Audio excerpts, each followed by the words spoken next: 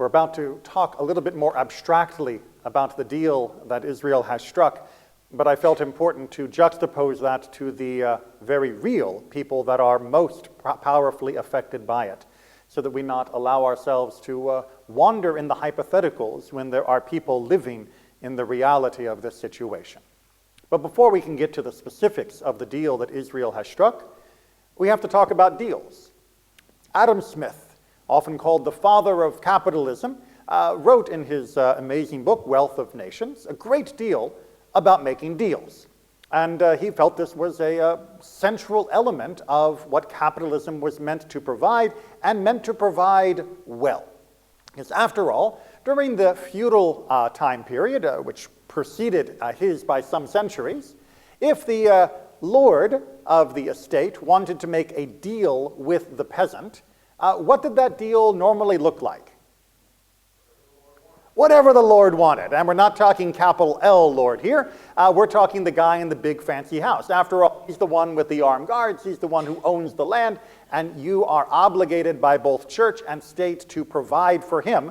Therefore, if he said, I need you to grow this, that's what you were growing. If he said, I need your oxen at this point, that's when you brought the oxen. And you, for your part, and let's be honest, we all would have been peasants, would have given what was requested or suffer terrible consequences. Not exactly a good deal for the peasant on that side. Nor is it an efficient deal, which is what Adam Smith was trying to explain. That good deals are good not just for the people involved, but for the overall economic structure of the community. That when both sides agree upon a set of terms, and both sides are happy, feeling that they have had themselves heard by their the person that they are dealing with, and that they have received what they wished for the value that they are giving in exchange, then you know that the economy is working well, that you have fine-tuned it by the self-interest of each party to reveal a proper, balanced exchange of goods and values that is far superior to the demands of a lord who is answerable to no one up in his manor house. Thus, a good deal is one that both parties feel they have benefited from. Makes sense, right? I know oftentimes we think of a good deal as being one where I get everything I want and you get nothing. That's the feudal version of a deal. But in fact, a good deal for both sides of the party and for the entire society is one where both parties shake hands with a smile, being happy with what they have done. When I have given you the amount of money I wanted to give you for the product, and you are happy with the amount you have received in order to part with the product, boy, is that a good thing for everyone. So now, with that in mind, a good deal is one where everybody is happy with it. Let's see if anybody is happy with the deal that's going down right now in Israel. That was approved just yesterday by Israel, which means it should be going into effect probably sometime tomorrow. But, you know, some deals always leave the last-minute problems, so we'll have to see. But at the moment, the outline of the deal. Well, let's start with the people that we mentioned most recently. The hostages and the families of the hostages. Happy with the deal or not happy with the deal? Some are happy and some are not. I would say that from what I have heard, the majority are happy because they get their family back. Now, some of them are coming home to the joy that will be unbridled, and some are going to realize their worst fears, as some of the hostages we know at least have died in their captivity, and that means it will be bittersweet for some. But at least having their loved one home, even if it is only their remains, is better than having them languish under Hamas captivity. So by and large, most of the hostage families are pleased that their loved one is coming home. Does that mean that they approve of the entire deal overall? No, not necessarily. They are getting what they want, but they are uncomfortable with the price that is being paid. And that is a familiar refrain that we're going to hear throughout many of the people involved on this deal. Because after all, yes, they want their loved one back, and you can imagine what that joyful reunion will be like, but they are concerned that the thousands of prisoners that are being released, some of them Hamas warriors that were captured during the recent events over the last 16 months, and some of them terrorists that had been captured while committing murder in Israel itself, they are being released by the thousands. And the architect of October 7th was a Hamas terrorist who had been released in a previous exchange of captive for prisoners. And so they are wondering whether the price to retrieve their loved one is too high, of whether or not it's going to create more opportunity for Hamas to commit more acts like October 7th, and, as we have talked about numerous times throughout this last ordeal, whether it will incentivize further attacks precisely in order to release thousands and thousands of terrorists with blood on their hands simply by grabbing as many Israelis as they can under any circumstances, whether it be as enormous as October 7th or whether it be the more small-scale kidnappings that preceded it. They are concerned. So they are happy to have their loved ones coming home. They're not entirely happy with the price that is being paid, by and large. Let's talk about other Israelis. If you are in the Israeli military, which means you're a citizen and not of one of the privileged excused classes, how happy are you that finally you are not going to be called up for reserve duty yet again to fight on the northern border or to fight on Gaza? How happy are you that you can be with your family consistently and be with your business consistently, rather than being dragged off to the front lines where you not only risk death and injury, of which hundreds and thousands have been killed and injured fighting in these wars, but you also risk the loss of your family because the enormous pressure it puts on you and your family, and the loss of your economic income, because when you're at the front line, you're not in your business. And as much as Israel makes allowances for this and is certainly understanding in ways far beyond many countries for such reservist duty, it is still an incredible hardship on the individual, their family, and the entire economy of Israel. So, are they happy that a deal has been made, that a ceasefire is going into effect? Well, again, all things being equal, of course, they would rather there not be a war. Are they happy with the price that's been paid in order to bring the war to this conclusion at this point? Well, some are and some are not. There is a great deal of grumbling. Some of it, of course, is the fact that the reservists have been overstretched because of the lack of manpower in the IDF, primarily because of those privileged classes, the ultra-Orthodox who do not have to serve in contradiction of Israeli law, and yet are allowed to escape from that anyway. But they are also concerned that the job that they began, their service in Gaza and along the northern border, is going to be only temporarily useful. That with Hamas still in control of Gaza, that they will be called up yet again, or their children will be called up yet again, or their friends will be called up yet again, and that this is just one chapter rather than the conclusion that they were hoping to achieve when they went into Gaza this time. And so there was, again, some bittersweet feelings of, thankfully, they will no longer be called up as they were, but on the other hand, not only has this exposed rifts within Israeli society that have still not been healed, it also does not feel like the mission has been accomplished. What did those hundreds die for? What did those thousands die for or suffer for as soldiers, if not to end Hamas? So let's look on the other side of the equation. The Palestinians, not Hamas itself, the Palestinians. Are they happy with the deal? Well, you might be surprised. Right? So yes, of course, the average run-of-the-mill person within the Gaza territory is more than happy to hear that there will no longer be aggressive warfare.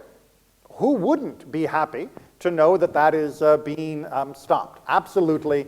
Just like their Israeli counterparts, they are happy without the odds of war increasing to take their life or the life of their family. They are happy to imagine that they will be able to begin to rebuild their businesses, to their communities, and such. So obviously many of them are very happy that war seems to be coming to an end. Are they happy about the price? Are they happy about their side of the equation? Well, many of them are not. On the one hand, they are not happy that this ceasefire seems to be taking place without any evidence of a long-term solution for what they consider to be the underlying problems that led to their upheaval on October 7th. That is to say, there is no discussion of long-term resolution of the Palestinian issue. And the rest of the world is more than likely going to wash their hands of the entire situation once the ceasefire seems to be settling down and taking hold, if it does, and they know that they will go back to being ignored again. And that is not exactly what they had hoped to achieve, nor is what they hoped would be the outcome after so much suffering that was taken place. They are also not entirely happy that as they go back to being ignored, that Hamas will stay in power. You have to remember that the majority of Palestinians, at least as much as we can judge by the sketchy social data we can get from the Gaza Strip, are not happy with what Hamas has done. They were not happy with their governance prior to October 7th, nor are they happy for the destruction that Hamas brought upon them, apparently for no actual benefit. To get a few Hamas fighters back, to get more terrorists back into the Gaza Strip, this is not what the average run-of-the-mill Palestinian was dreaming of, would be the outcome from the difficulties that they have gone through. Instead, things will go back to normal, which means they will continue to be subjugated by Hamas. Remember, the people who are victimized most by Hamas in terms of raw number and hours spent of oppression are the Palestinians themselves in the Gaza Strip, and the world appears to be letting them go right back into the tyrannical state that Hamas has been governing since 2006. So yes, if you are an average Palestinian, you're probably not terribly happy with the deal either, because it seems like thousands of your friends and neighbors were killed for no actual benefit to you. It seems like your economy and your neighborhoods have been leveled for no actual benefit for you. In fact, the only group that I can say seems truly happy with the deal, that is actually has very little mixed blessings or feelings about this, is Hamas. Hamas seems to be the group that is most celebratory of the deal, which means we have to go back and say, well, maybe there's something wrong with the deal. But we have to understand that the reason why Hamas is happy with the deal is something that was implicit from the beginning of the conflict, something I spoke about 16 months ago, and I am sad to say that I was prophetic in it, which is that the win conditions for Hamas and Israel were entirely different. Right, when we talk about win conditions in game theory, when we're talking about playing a game, if you are playing a game of baseball, Team A wins if they make the most runs. Team B wins if they make the most runs. Right? Those are equal win conditions. Each side of the conflict or game win if they achieve the same thing but better than the other side. And that has been very normal for most circumstances. But I'll give you an example of a different game, fictionalized, where the win conditions were not equal. Has anybody here ever seen the movie Rocky? Right, the first one, not Rocky 49 or whatever we're on, but the first Rocky, okay? Sylvester Stallone. Who won the final fight? Apollo Creed. Apollo Creed, not the titular character, not Rocky. And yet most people seem to remember that Rocky won.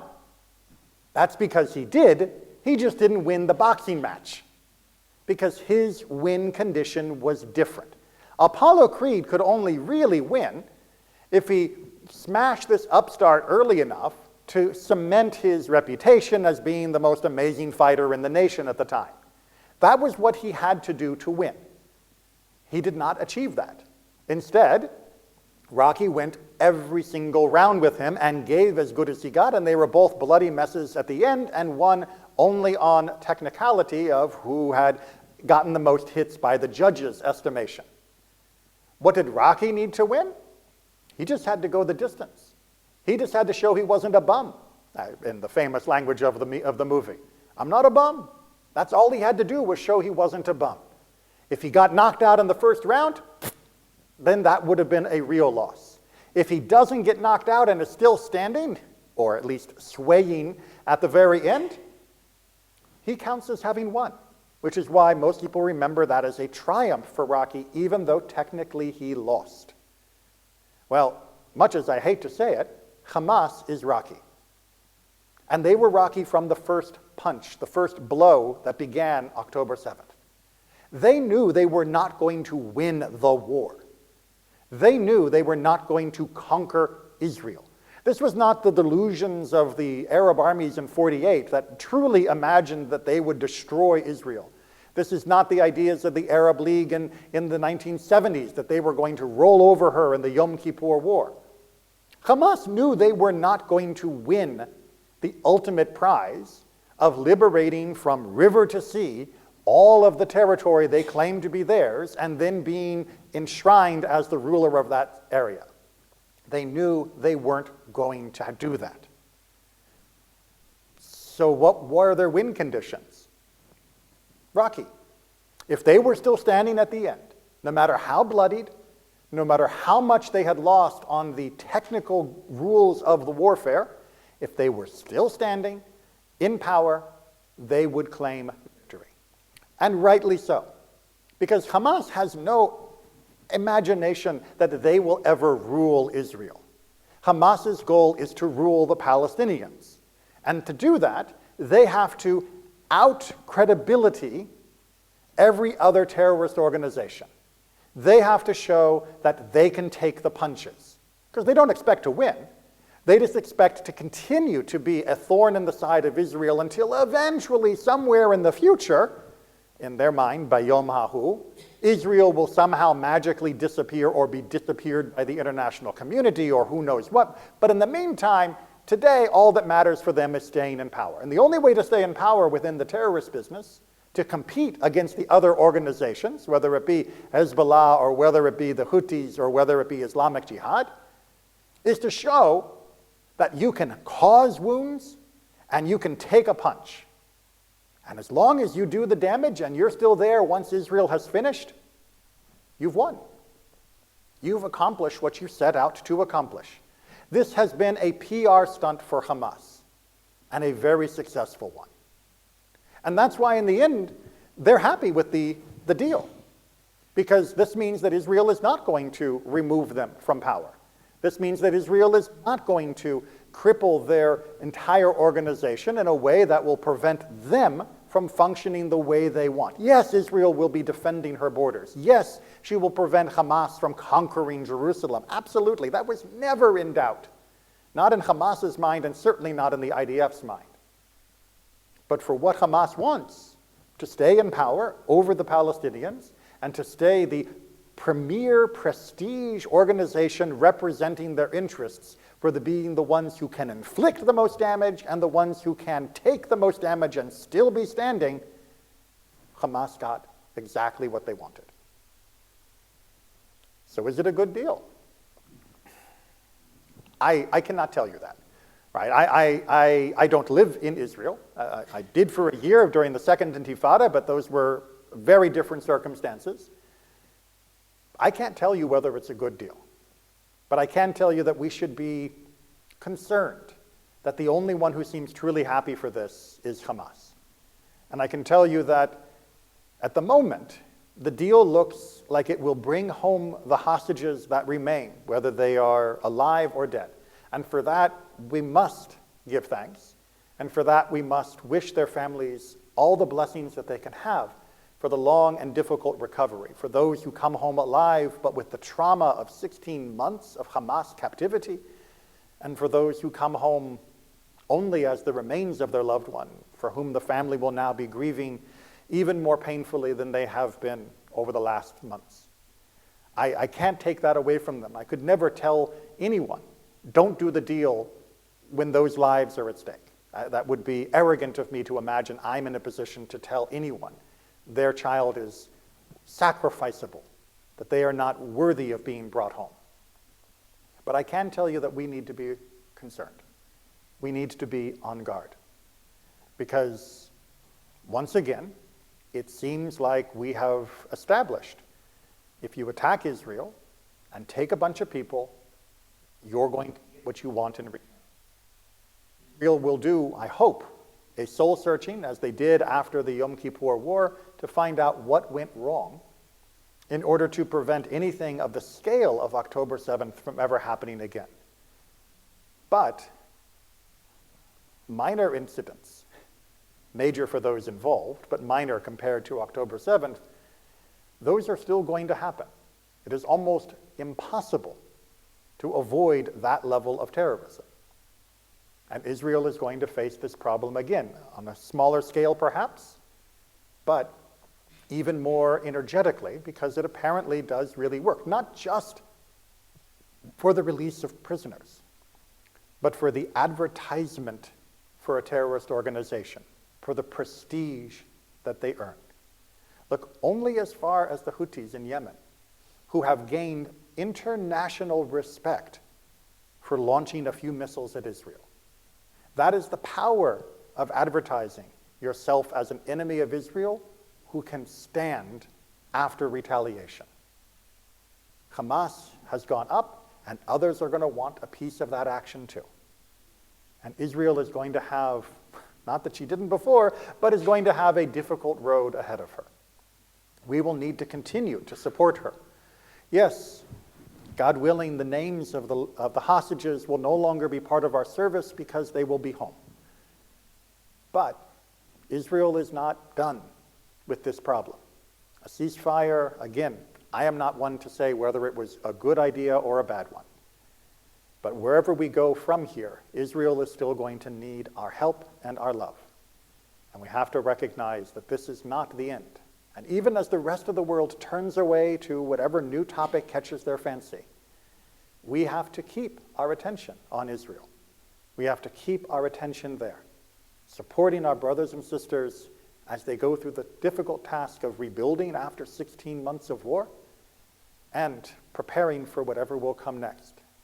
Because the ceasefire contains within it the seeds of the next conflict rather than the seeds of peace. And for that, unfortunately, I am sure this will be continued. Shabbat Shalom.